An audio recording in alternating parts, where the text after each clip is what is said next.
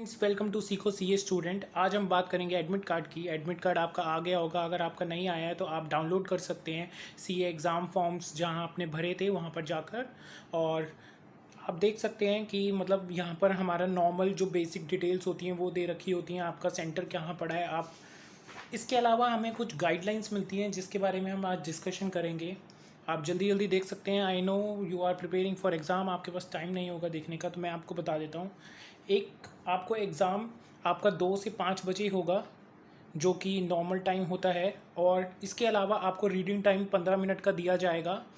इसके अलावा आपका जो OMR शीट होगी MCQs के लिए, वो कभी भी आपकी मेन शीट से टाइड नहीं होगी, अटैच नहीं होगी। मतलब जो आपकी OMR शीट होगी MCQs वाली, वो अलग कलेक्ट की जाएगी। और जो आपकी मेन पेपर वाली मतलब आपकी रिटर्न पेपर वाली शीट होगी वो अलग ली जाएगी। इसके अलावा कोविड के लिए जो इन्होंने इंपॉर्टेंट चीज़ें डाली हैं उसकी बात कर लेते हैं। Mask is compulsory. मास्क ही अकेला है जो कंपलसरी है। उसके अलावा आप फेस शील्ड लगाएं, वो आपकी मर्ज़ी है। ग्लव्स आपकी मर्ज़ी है। पर्सनल ट्रांसपेरेंट वाटर बॉटल आप अपने साथ ज़रूर रखें। उसके अलावा आप सैनिटाइज़र ज़रूर रखें। इसके अलावा अपना कैलकुलेटर और स्टेशनरी आइटम ज़रूर ले जाएं अपने साथ। कैलकुलेटर ले जाएं, एक पेंसिल बॉक्स ले जा सकते हैं जिसमें आप चीज़ें रख सकते हैं। एक अपना आप एडमिट कार्ड ज़रूर ले जाएं जो आपको ये वाला मिला है। इस एडमिट कार्ड को ज़रूर रखें। इसके पीछे आपके सारे पेपर्स, उनकी डेट्स और टाइमिंग भी दिया होगा। इसके अलावा आप अपने साथ अपनी एक फ़ोटो आईडी कार्ड रख सकते हैं। जैसे कि आप अपना कोई भी वोटर का आईडी, ड्राइवर लाइसेंस या फिर आप अपना आधार कार्ड रख सकते हैं।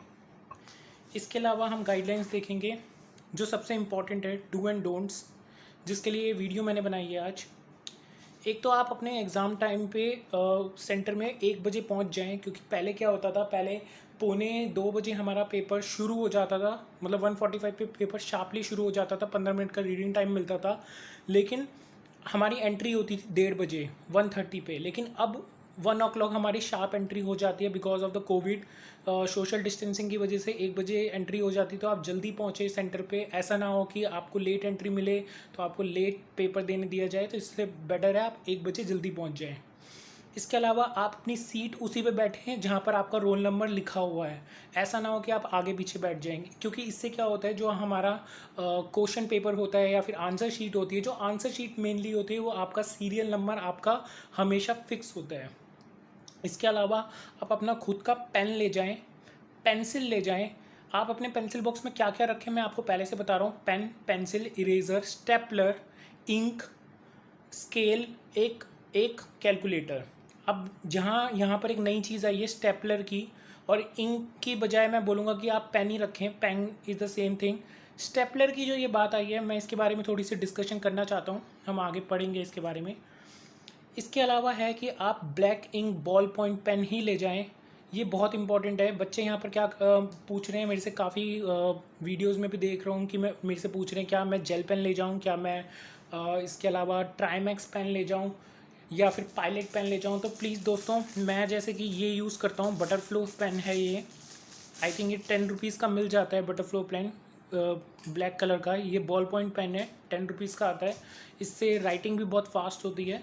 तो आप कोई भी पेन यूज़ कर सकते हैं, डिट डजेंट मैटर, चाहे 2 रुपये का यूज़ करो, 5 का, 10 का, 100 का, 1000 का, बट आपका पेन बॉल पॉइंट पेन होना चाहिए। इसका रीज़न ये होता है कि आपकी जो अब आंसर शीट है पूरी स्कैन होती है और स्कैन होके चेक होती है। तो it's very important for a scanner to use a ball point pen. आप जेल पेन यूज़ करेंगे या कुछ और यूज़ करेंगे तो वो मिस्टेक आ सकती है। इवन कई बार पेपर भी नहीं देने नहीं देते वो लोग, अगर आप जेल पेन यूज़ करेंगे तो। इसके अलावा आप जो रोल नंबर है वो अपने क्वेश्चन पेपर में ज़रूर लिखें। आप टिक करें जो जो आपने क्वेश्चंस अटेंड किए हैं। लाइक जो आपकी आंसर शीट मिलेगी आपको, उसके आगे एक क्वेश्चन नंबर्स की लिस्ट होगी कि आपने कौन कौन से क्वेश्चन अटेम्प्ट किए हैं, आप उसको टिक ज़रूर करें। अगर आप भूल जाते हैं किसी केस में तो कोई बड़ी बात नहीं है, लेकिन फिर भी टिक ज़रूर करें। जो आपको नहीं करना है वो मैं आपको बता देता हूँ। आपको ब्लैक स्केच पेन का यूज़ नहीं करना है। आपको अगर कोई चीज़ हाईलाइट करनी है, अंडरलाइन करनी है, तो use pencil, but don't use sketch pen. Highlighter आप पेपर में नहीं ले जा सकते, ये अलाउड बिल्कुल नहीं है। आप अपने पेपर में स्वास्तिक, ओम, 786 या फिर अपने गुरु का नाम बिल्कुल नहीं लिख सकते। पेपर आपका कैंसिल तक हो सकता है इस चीज़ के लिए। ये बहुत मतलब डिटेल में पीछे दे रखा है इसके बारे में। अगर मैं बात करूँ कि पेन एक्सचेंज नहीं कर सकते, पेंसिल्स एक्सचेंज नहीं कर सकते, अपनी चीज़ अपने पास ले जाएं। इसके अलावा आप डिस्कशन नहीं कर सकते, किसी से बात नहीं कर सकते, अपनी सीट को लीव नहीं कर सकते विदाउट परमिशन। इसके अलावा आप अपना मोबाइल फ़ोन कैरी नहीं कर सकते, आप स्मोक नहीं कर सकते, च्युइंगम या टबैको नहीं खा सकते, कोई नट्स भी नहीं खा सकते, आप बादाम नहीं खा सकते। आप ये नहीं बोल सकते कि मेरा दिमाग बहुत तेज़ चलता है इसलिए मैं बादाम खाऊंगा या मैं च्युइंगम खाऊंगा मेरा दिमाग चलता है। नहीं, आप ऐसी चीज़ें नहीं कर सकते। इसके अलावा 2 से 5 बजे का आपका पेपर होता है, मैंने आपको बताया था। Reading time 15 minute. OMR sheet मैंने आपको बता दिया। इसके अलावा मैं एक और इम्पॉर्टेंट चीज़ बताना चाहता हूँ जो सच में बहुत इम्पॉर्टेंट है। इन्होंने स्टेपलर्स 2000 आई थिंक 17 में अलाउ कर दिया था, आप स्टेपलर्स पेपर में लेके जा सकते हैं। येस, स्टेपलर वो लोग प्रोवाइड नहीं करते। यहाँ पर इन्होंने लिखा है कि आप अपने पेपर को टैग ज़रूर करें, वो थ्रेड देंगे आपको। आप अपने शीट को यहाँ से ऊपर से टैग कर सकते हो। यहाँ पर ऐसे छेद बना होता है, पहले से ICAI ने छेद बना रखा होता है, आप वहाँ से टैग कर सकते हो। इसके अलावा आप अपना स्टेपलर ले जाएं। अब स्टेपलर का साइज़ कितना होना चाहिए तो मैं आपको दिखा दूँ। मैं ये वाला स्टेपलर यूज़ करता हूँ अपने पेपर के लिए और बहुत अच्छा है। नॉर्मली आप इससे नॉर्मल स्टेपलर कर सकते हो, इसके अंदर बहुत सारी पिन्स आ जाती हैं और बहुत अच्छा है। तो मैं तो यही बोलूँगा कि आप कम से कम 2 पिन्स लगा कर आएँ उस पेपर में, ज़्यादा मत लगा के आना।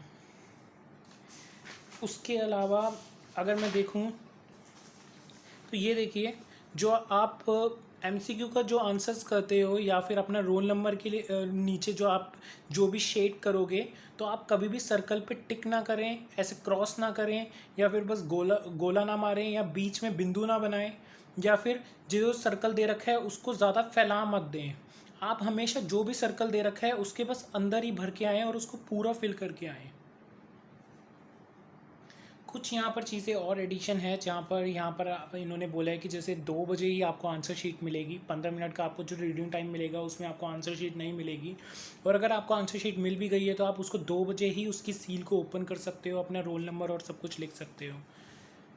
या फिर आपने रोल नंबर पहले लिख लिया है तो आप 2 बजे ही सील को ओपन करके अपना पेपर लिख सकते हो। इसके अलावा मैं यहाँ पर बात करना चाहूँगा, कुछ मैंने चीज़ें वहाँ पर और देखी कि अगर मान लीजिए आपके पेपर में ग्राफ अगर अलाउड है, जैसे आपके पेपर में ग्राफ का यूज़ है, तो ज़रूरी नहीं है कि आप ग्राफ घर से लेकर जाएं। आपको ये प्रोवाइड किया जाएगा और आपको भी इसको भी अपनी शीट पे अटैच करना पड़ेगा जहाँ भी आपने यूज़ किया है, और इसको भी आपको टाई और स्टेपल करना पड़ेगा। स्टेपल की रिक्वायरमेंट इतनी कंपलसरी नहीं है, आप खुद अपनी मर्ज़ी से स्टेपलर ले जा सकते हैं। इसके अलावा यहाँ पर एक चीज़ और बोली गई है कि जो 3 घंटे का टाइम है आपका, इसी में ही मेन पेपर होगा और इसी में ही आपका MCQ होगा। MCQ इंटर में भी 4 पेपरों में है और फाइनल में भी 4 पेपरों में है जहाँ तक मुझे पता है। इसके अलावा जो पेपर 6 है ऑफ फाइनल, जो इलेक्टिव पेपर है, उसके लिए आपको 4 घंटे मिलेंगे जो कि होगा 2 से 6 बजे तक, और वो ओपन बुक टेस्ट होते हैं। तो finally all the best for the exam. इसके अलावा आपकी जो भी क्वेरीज़ हैं आप नीचे पूछ सकते हैं। तो इसके साथ अलविदा और हमारे साथ जुड़े रहिए। All the best for your exams.